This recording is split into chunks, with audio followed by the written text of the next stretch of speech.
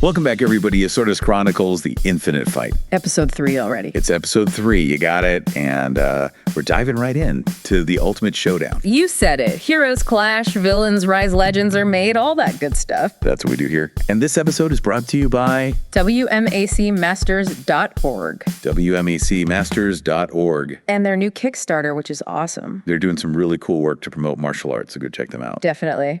And today, you ready for this? Get me. Red Skull. Oh, yeah. Versus Here we go. Rez Al Ghul. A battle for the ages. For the ages. Marvel versus DC. Nazi mastermind. Obsessed with power. Against an immortal eco-terrorist who's wants to save humanity. by wiping out most of it. You know, standard stuff. Yeah. Just another Tuesday. There's another Tuesday. So this is going to be epic. But before we throw them into the ring, let's unpack who these guys really are, right? Deeper than just, evil Nazi, evil eco-terrorists. Yeah, let's go beyond the headlines. Exactly. Let's start with Red Skull. Okay. He's not just your run-of-the-mill bad guy. You know what I mean? Sure. Like, our sources really dig into his backstory. Yeah. And it's really revealing. You start to see how this guy, this man, was shaped by just the horrors of pre-World War II Germany. Yeah. Like, we're talking about Johann Schmidt, real name, his actual name. And you find out his childhood was just brutal, poverty, abuse.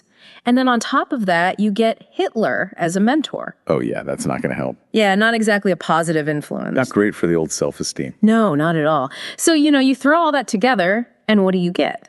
Red Skull. The Red Skull. There it is. It's almost like he's a product of the ideology he embodies. Yeah, that makes sense. But it's interesting, though, because the sources also kind of highlight how, his yearning for this order through cruelty is almost a warped reflection of Captain America. Yeah.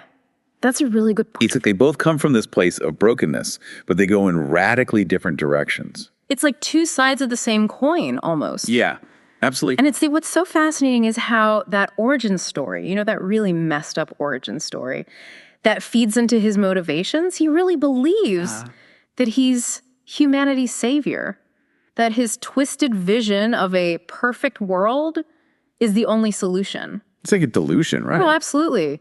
But that kind of conviction, that level of belief, it's terrifyingly powerful. Because he really believes it. He's not faking it. No, he's all in on this twisted ideology. Okay, now let's turn to the other side of the coin here. Raz Al Ghul. The demon's head. The demon's head, yeah. I mean, talk about an intimidating title. You don't get a name like that by being nice. You don't get a name like that by baking cookies for the neighborhood, right?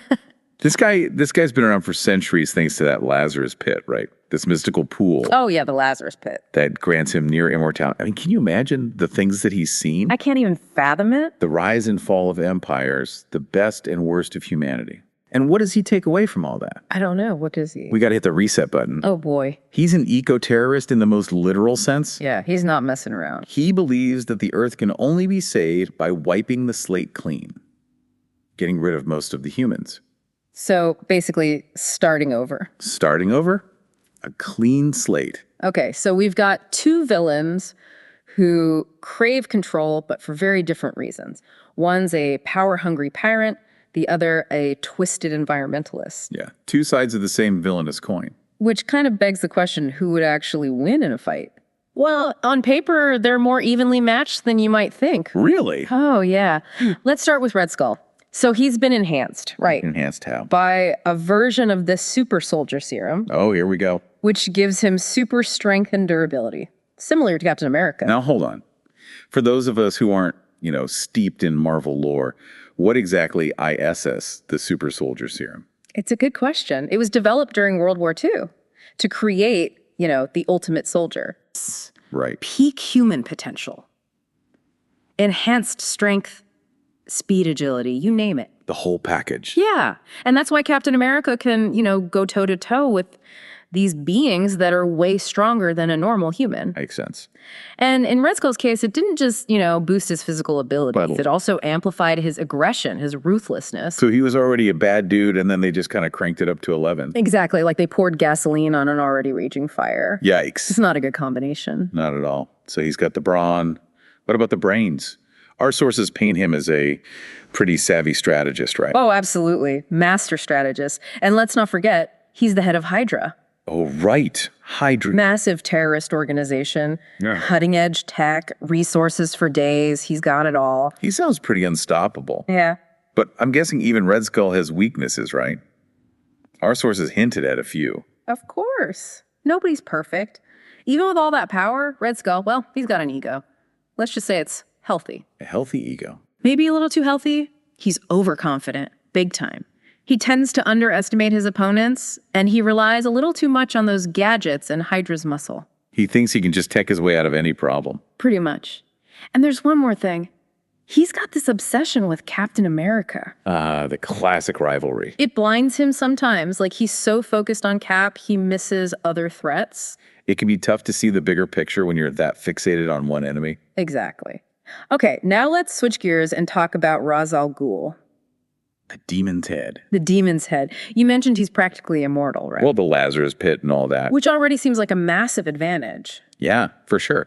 But what else makes him such a threat? Well, for starters, he's a master martial artist. No kidding. Oh, yeah. Skilled enough to hold his own against Batman. Batman. Come on, that's saying something. Exactly. Batman's at the peak of human physical ability. And Ra's al Ghul can go toe-to-toe with him.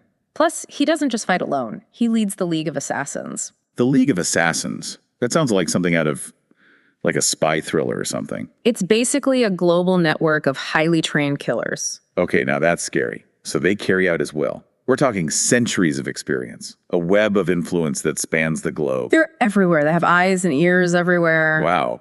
Red Skull has Hydra. Ra's al Ghul has the League of Assassins. It's like a villainous arms race. But I'm sensing a but coming here. You know me too well. Surely even with near immortality and a league of killers at his command, Ra's al Ghul isn't perfect, right? You're right, he's not. The Lazarus Pit, as awesome as it sounds, Yeah. it comes with a price. What do you mean? It takes a toll. A toll on what? His mind, every time he takes a dip in that Lazarus Pit, it brings him back from death, sure. But it also pushes him further into madness. Oh, so it's not just a physical resurrection. No, it messes with his head. Makes him unpredictable. Ruthless, even more than usual. So it could actually make him more dangerous. Exactly. It's like a gamble every time he uses it. And, of course, he's got his own baggage. Those obsessions, particularly with Batman, Yeah, the Batman thing is a whole other story. which can cloud his judgment, Yeah. lead him into traps. It's his Achilles heel. Okay, so we've got Red Skull, tech, brute force, but an ego the size of Jupiter.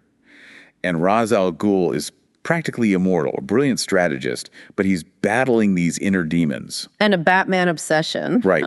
This is already shaping up to be one heck of a showdown. Oh, it's going to be epic. So where do we go from here? We've got their backstories, their powers, their organizations. But how do those ideologies actually play out in a fight? That's the question, isn't it? Yeah, how would they actually approach this battle? Stay tuned, because that's where things get really, really interesting. You know, it's fascinating to think about how Red Skull, a man so obsessed with control, would handle an opponent who can literally cheat death. Right. It's like Red Skull, he loves being the puppet master, right? Yeah. Manipulating the board, everything's got to go his way. How do you deal with someone who can just keep coming back no matter how many times you knock him down? It's the ultimate challenge. Does he try to find a way to, permanently neutralize the Lazarus Pit somehow? Is that even possible? Who knows? Or maybe he focuses on psychological warfare, tries to break Ra's al Ghul's spirit instead of his body. Oh, that's interesting. Like attack him mentally since you can't really kill him physically? Exactly. Or, here's a thought. What if he tries to turn the Lazarus Pit against Ra's al Ghul? Turn it against him. How? Well, remember, our sources talked about how every resurrection, every dip in the pit, takes a mental toll. What if Red Skull tries to force Ra's al Ghul into the pit over and over and over again? Oh, wow. Like pushing him further and further into madness. Till he becomes his own worst enemy. No, that's a dark strategy. Dark, but brilliant. It plays right into Red Skull's, love of manipulation and long-term planning. He's playing the long game. And let's not forget Ra's al Ghul's whole Batman obsession. Oh, yeah, That's always there, lurking in the background. Could Red Skull use that? I mean, could he somehow create a scenario where Ra's al Ghul has to choose? Like choose between defeating Red Skull and saving Batman? 100%. Red Skull is a master at exploiting weaknesses. He'd see that Batman fixation as a giant, flashing vulnerability sign. This is what makes this matchup so fascinating, right? It's this mental chess match. as much as a physical brawl, they're both brilliant, they're both ruthless, and they're both willing to go to any lengths to get what they want. No line they won't cross. And it's not just a battle of strength, it's a battle of wills. Yeah. Right. Two completely different visions for the future of humanity. Oh, absolutely. Red Skull, with his whole fascist ideology, he wants to impose order through force. Everyone's got to conform to his idea of, a perfect world. His idea of a utopia, which is everyone else's dystopia. Exactly. And then you've got Ra's al Ghul, who, in his own twisted way, sees himself as a savior. Like he's the only one who can protect the earth. Even if it means killing off most of the people on it. Right. It's a terrifying thought, isn't it? That sometimes the most dangerous villains are the ones who believe they're doing the right thing. The ones who are so convinced of their own righteousness that they're willing to commit the most horrific acts, all in the name of some greater good. It's chilling. It's like they're two sides of the same coin. They both think they have all the answers, that they have the solutions to humanity's problems. But their methods are so extreme. So destructive. They become the very thing that they're claiming to fight against. That's the irony of it all. They're so focused on the ends that they completely disregard the means. Okay, let's switch gears a little bit. We've talked a lot about strategy and ideology. All the deep stuff. But what about the actual fighting? Who has the edge when it comes to, just raw power abilities? Who would win a straight up brawl? On paper, Red Skull, super soldier serum, remember, strength and durability beyond peak human levels. But Ra's al Ghul, he's got centuries of combat experience, right? True, and he's a master swordsman, not afraid to get his hands dirty. He's fought Batman multiple times, actually gone toe-to-toe with Batman. That's got to count for something, right? It definitely does.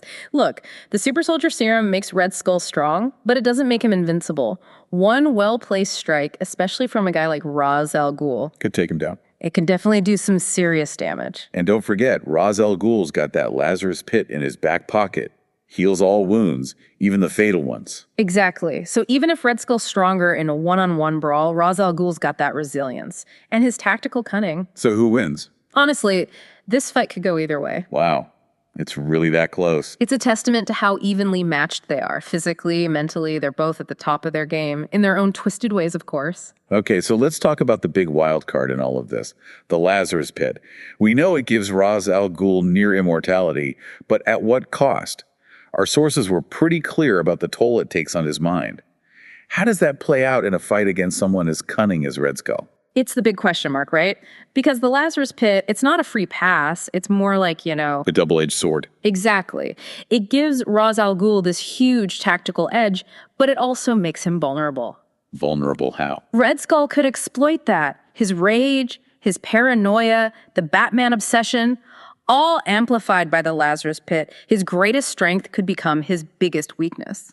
Imagine Red Skull pushing him over and over, forcing him to rely on the Lazarus Pit more and more. Each time pushing him closer to the edge of madness. It's kind of a horrifying thought, like a psychological horror movie, watching this brilliant, dangerous mind unraveling because he can't die. It makes you wonder, doesn't it? About what? At what point does immortality become a curse? When does the price of living forever outweigh the benefits? Now we're getting philosophical. But that's what makes this face-off so compelling, right? It's not just about who punches harder or who has the cooler gadgets. It's about these characters, their motivations, their choices, and the consequences. It's about the human element, even in a world of supervillains and cosmic powers. Well said.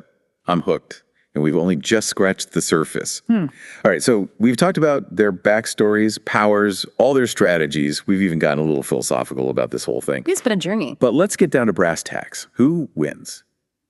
Red Skull versus Ra's al Ghul.